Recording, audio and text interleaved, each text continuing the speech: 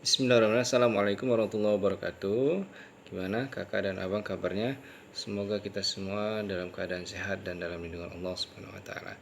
Alhamdulillah hari ini kita nggak kerasa udah masuk materi kita yang kelima.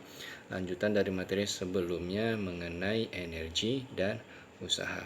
Nah, sebelumnya kakak dan abang bisa melihat buku paketnya ya. Nah, kita akan membahas tentang hukum kekekalan energi. Kakak dan abang bisa buka buku paket di halaman 45. Nah, sebelumnya saya akan menghilangkan dulu gambarnya biar nggak ganggu materinya ya. Hukum kekekalan energi. Jadi kakak dan abang sekalian, berdasarkan teori yang ada saat ini, energi bersifat kekal. Ya, energi bersifat kekal dan tidak dapat dimusnahkan. Nah, tapi kalau kakak dan abang punya teori baru dan serta buktinya, boleh ditunjukin. Tapi teori yang ada sekarang mengatakan energi bersifat kekal, energi tidak dapat diciptakan dan tidak dapat dimusnahkan. Jumlah energi di alam semesta adalah tetap. Lalu bagaimana saat kelihatan kadang energi hilang gitu ya, misalkan energi panas kan tiba-tiba hilang menjadi dingin. Jadi energi panas ataupun energi itu bukan hilang melainkan berubah bentuk ya. Jadi sifat energi adalah kekal. Hukum kekekalan energi mekanik. Kakak dan abang semua, sebelumnya kita sudah bahas mengenai energi kinetik dan energi potensial. Nah, apa sih energi mekanik ini? Nah, energi mekanik itu ialah, kalau kita tuliskan rumusnya, jumlah dari energi potensial ditambah energi kinetik. Nah, kakak dan abang semua, perhatikan nih rumusnya ya. Nah, seperti pada gambar ini. Nah, ketika buah kelapa yang ada di atas pohon kelapa ya, buah kelapa yang belum jatuh, yang sedang berada di atas pohon kelapa, nah, secara otomatis buah kelapa ini akan memiliki yang namanya energi potensial. Kenapa? Karena energi potensial itu memiliki rumus massa dikali gravitasi dan dikali tinggi. Nah, kelapa yang berada di atas ini memenuhi itu semua. Massa kelapanya ada, gravitasi buminya ada ya. Kelapa yang di atas ini pengaruh oleh gravitasi bumi, dan tinggi kelapa dari permukaan tanah. Tetapi kelapa yang berada di atas pohon kelapa yang masih lengket ya di pohonnya tidak memiliki energi kinetik. Mengapa? Karena energi kinetik membutuhkan kecepatan dalam menghitungnya, sedangkan kelapa yang berada di atas pohon kelapa itu masih belum memiliki kecepatan. Nah, jadi kelapa yang masih di atas pohon kelapa itu energi mekaniknya sama dengan energi potensial. Lalu bagaimana energi kinetik, energi mekanik buah kelapa yang sedang jatuh? Buah kelapanya jatuh tetapi belum sampai di permukaan tanah. Nah, buah kelapa ini memiliki energi potensial. Karena apa? Karena buah kelapanya masih belum sampai permukaan tanah, masih memiliki ketinggian. Kemudian buah kelapanya masih memiliki gravitasi terhadap bumi, dan buah kelapanya juga memiliki massa. Jadi buah kelapa yang sedang jatuh tersebut memiliki energi potensial, dan buah kelapa tersebut juga memiliki energi kinetik. Kenapa? Karena buah kelapa itu memiliki kecepatan ketika jatuh. Nah, rumus dari energi kinetik setengah dikali massa dikali kecepatan kuadrat atau setengah mv kuadrat. Nah, jadi ketika kelapa sedang jatuh, rumusnya energi mekaniknya menjadi energi potensial ditambah energi kinetik. Lalu bagaimana ketika kelapa hampir menyentuh tanah, sesaat lagi menyentuh tanah? Dalam keadaan tersebut, energi mekanik hanya memiliki energi kinetik, tetapi tidak memiliki energi potensial. Oke, kita lanjut lagi. Usaha. Nah, dalam kehidupan sehari-hari kita menyebut usaha mungkin ya dagang ya, ataupun buat ternak ya. Tapi dalam fisika, usaha itu adalah sesuatu ya, gaya yang kita berikan terhadap benda ataupun suatu gaya yang terjadi terhadap sebuah benda. Nah, ketika kita mendorong meja atau kita mendorong dinding, tetapi meja dan dindingnya tidak bergerak, apakah kita sudah dikatakan membuat sebuah usaha? Jawabannya tidak, kita belum membuat usaha. Jadi, pengertian usaha dalam fisika ketika kita memberikan gaya terhadap sebuah benda dan benda tersebut mengalami perpindahan posisi.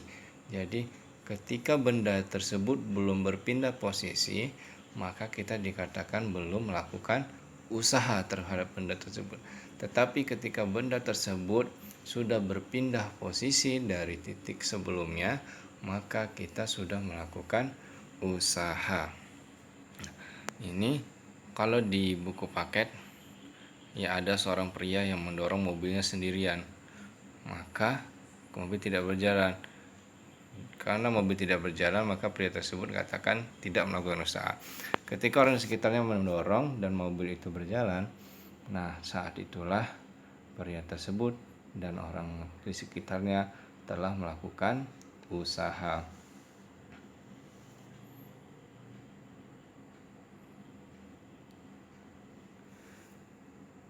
Suatu usaha telah dilakukan oleh gaya dorong, yaitu F ya. Gaya dorong sebelumnya kita sudah bahas juga, yaitu F disebut dengan gaya, satuannya Newton ya, dan benda tersebut harus berpindah sepanjang S. S ini jarak perpindahan benda. Maka dari itu didapatlah rumusnya usaha atau W sama dengan F dikali S, gaya dikali jarak perpindahan. Jadi usaha ini adalah seberapa besar gaya yang kita berikan terhadap sebuah benda untuk berpindah. Tapi ada kalanya kita menghitung usaha ya, W ini cukup dengan besar energi yang kita berikan, mungkin berapa besar energi kinetik ataupun energi potensial. Nanti kita bahas contoh soalnya. Jadi usaha sama dengan gaya dikali jarak.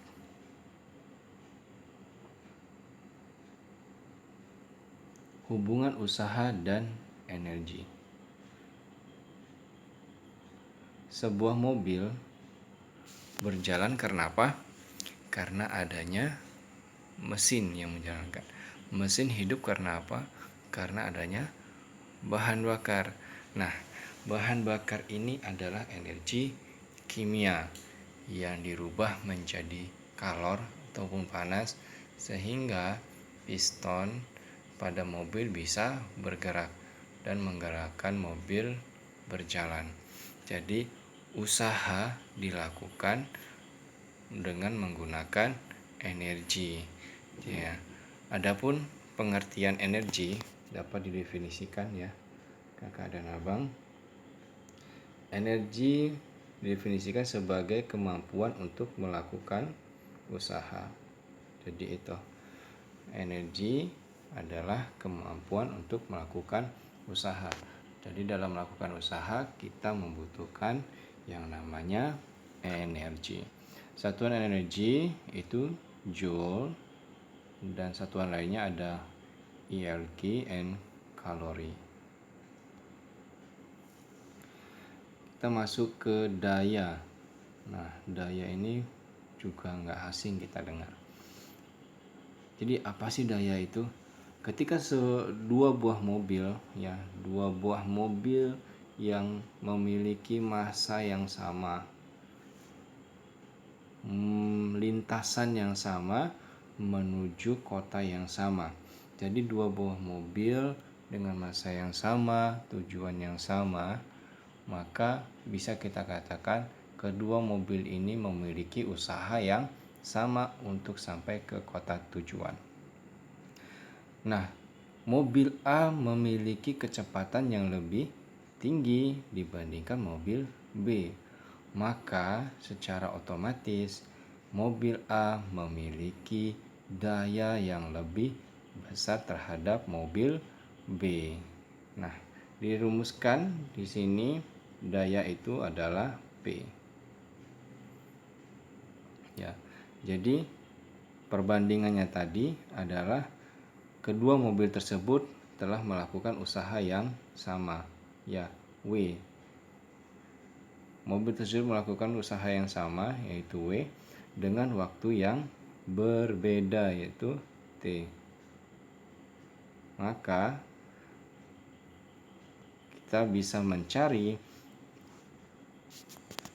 besar daya kedua mobil itu dengan membagi usaha yang telah dilakukan dengan waktu yang ditempuh untuk mencapai tujuannya. Semakin cepat mobilnya, semakin cepat juga sampainya, maka waktu yang dibutuhkan akan semakin sedikit. Daya dibagi dengan waktu yang semakin sedikit, maka dayanya itu memiliki daya yang besar. Nah, ini penurunannya karena usaha itu adalah W F dikali S, maka bisa kita turunkan ya. Bisa kita turunkan rumusnya. P sama dengan F dikali S per T. Karena rumus kecepatan itu S per T, jadi P sama dengan F dikali V. Nah, ini penanda semua, kakak dan abang harus diperhatikan ya satuannya. Jadi di sini waktu itu dalam sekon, perpindahan itu dalam meter, kecepatan meter per sekon. Nah, ini harus kita perhatikan. Daya memiliki satuan joule per sekon atau watt. Jadi sama aja ya. Joule per sekon atau watt itu satuannya daya. James Watt. Nah, sesuai dengan namanya Watt, James Watt adalah seseorang engineering yang dikenal dengan kerja kerasnya terhadap mesin uap. Nah, karena kerja kerasnya dan banyak hak patennya terhadap penelitian-penelitiannya, maka untuk menghargainya namanya dijadikan sebagai satuan terhadap daya. Jadi kakak dan abang semua, seandainya kakak dan abang pengen namanya nih ya menjadi sebuah satuan, kakak dan abang harus membuat sebuah penemuan, membuat sebuah hasil penelitian sehingga dihargai itu. Nah, ini seperti apa kata Pak Habibie, ukirlah karyamu sebagai wujud kau pernah ada. Kita nggak akan tahu ya, kita nggak akan pernah tahu kalau misalkan James Watt ini tidak menemukan sesuatu. Tapi karena hasil penemuannya, kita sekarang tahu bahwasanya di zaman dahulu hiduplah seorang James Watt yang merupakan seorang mekanik ya, seorang saintis, seorang ilmuwan yang bekerja keras dan berfokus terhadap mesin uap. Ini ada contoh penerapan daya dalam kehidupan sehari-hari. Di buku paket juga ada contohnya nih ya, kakak dan abang. Bandingkanlah dua anak kembar. Nah, anak kembarnya Kak Aisyah dan Kak Balkis yang menaiki tangga yang sama setinggi 5 meter. Aisyah dan Kak Balkis memiliki massa badan yang sama. Jadi kalau kita sebut berat badan ya, sebenarnya massa badannya sama, yaitu 40 kg. Aisyah menaiki ujung tangga setelah 20 sekon atau 20 detik, sedangkan Balkis setelah 25 sekon. Berarti siapa yang paling cepat? Aisyah. Nah, secara otomatis kita bisa langsung mengambil kesimpulan, maka Aisyah lah yang memiliki daya yang lebih besar. Nah, untuk lebih presisi kita harus menghitungnya. Berapa sih daya yang dimiliki Aisyah dan Balkis? Pertama-tama kita harus mencari terlebih dahulu besar usaha yang dilakukan oleh Aisyah dan Balkis. Karena keduanya memiliki massa yang sama, maka rumusnya ataupun usahanya memiliki besaran yang sama. Nah, karena di sini yang dibutuhkan untuk mencapai ujung tangga yaitu energi potensial. Nah, seperti yang saya katakan tadi, rumus usaha tadi W sama dengan F dikali S. Ya, tetapi karena di sini yang dibutuhkan untuk menaiki tangga itu energi potensial, kita bisa menggunakan energi potensial sebagai usaha yang telah dilakukan oleh Aisyah dan Balkis. Kita masukin energi potensial itu MGH ya, massa dikali yang massanya Kak Aisyah dan Kak Balkis 40 kg dikali gravitasi bumi ya. Gravitasi bumi di sini dibuat 10 meter per sekon kuadrat, dan jadi sebenarnya abang-abang pada umumnya gravitasi bumi itu 9,8 meter per sekon kuadrat. Tetapi ada sebagian daerah yang memang sampai 10 dan ada juga yang kurang dari 9,8. Biasanya setiap soal fisika itu dicantumin berapa besaran dari gravitasi. Tetapi ketika tidak dicantumin, maka kakak dan abang itu harus menggunakan 9,8 untuk gravitasi bumi dan 1,6 itu untuk gravitasi bulan ya. Oke, jadi kemudian kita masuki tinggi tangga tadi 5 meter. Maka kita dapatkan hasilnya yaitu 2000 joule. Nah, usaha kita sudah dapetin. Sekarang kita cari dayanya yang dimiliki Aisyah dan Balkis. Kak Aisyah memiliki usaha 2000 joule dengan waktu 20 sekon. Ya, ini Kak Aisyah pertama ya. Kak Aisyah, maka hasilnya daya Kak Aisyah adalah sebesar 100 joule per sekon atau 100 watt. Kemudian bagaimana dengan Kak Balkis? Kak Balkis dengan usaha yang sama 2000 joule tapi membutuhkan waktu sebesar 25 sekon. Maka Kak Balkis memiliki 80 joule per sekon atau 80 watt. Maka daya yang dimiliki Aisyah lebih besar daripada daya yang dimiliki Balkis. Oke, sampai di sini materi kita Nah, ini tugasnya kakak dan abang hanya 2 aja, jangan lupa dikumpul dan tepat waktu ya. Uji kemampuan 3.3 halaman 47 soal nomor 2 dan uji kemampuan 3.4 halaman 50 soal nomor 1. Oke. Demikian pelajaran kita hari ini. Semoga mudah dimengerti, kakak dan abang semua mendapatkan ilmu yang berkah. Terima kasih atas segala perhatian kakak dan abang. Ustadz doakan semoga kita bisa cepat bertemu dan belajar secara maksimal. Terima kasih. Ini sebelum penutupan kita akan melihat seorang ilmuwan muslim yang bernama Al-Jazari. Ya, Al-Jazari ini ilmuwan muslim yang kalau kita bisa katakan beliau ini adalah nenek moyangnya robotik. Nah, keren kan? Jadi penemuan yang terkenal dari Al-Jazari itu ada jam gajah. Jam gajah, kalian bisa lihat nanti di YouTube jam gajah seperti apa sih cara kinerjanya.